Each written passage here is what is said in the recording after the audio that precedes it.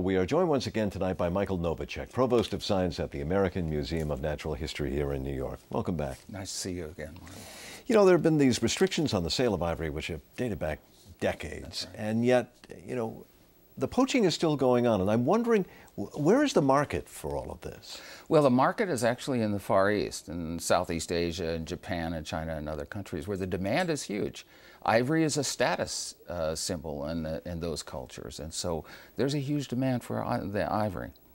Beyond, you know, the scientific method that was outlined in that story, I'm wondering, is there other ways of tracking this problem? DNA analysis?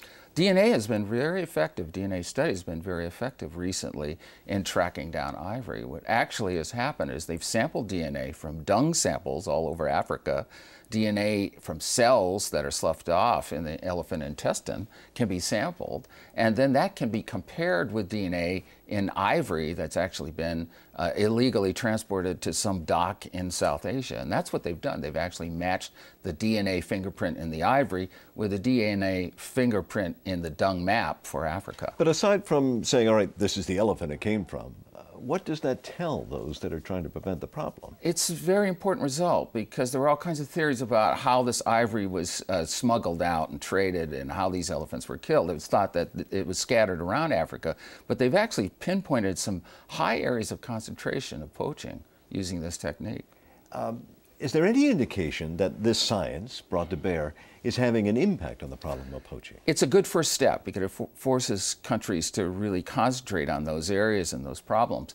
But those countries need more money, they need more support for the enforcement. They have to bring it back to the levels, at least the levels of support they had at the time of the ivory ban in 1989, 1990. And of course, we've talked a lot about ivory, about elephants, but it's not just elephants. There are other animals that are greatly endangered by poaching. A lot of exotic species. Because of the traditional medicine practices in places like China, half the population of that huge population in China considers traditional medicine and exotic animals like tigers very important for those medicines. So it's forcing some of these animals into very endangered circumstances. Well, hopefully this science can come to the rescue. Hope so. Michael Novacek, as always, thanks. Great to be here.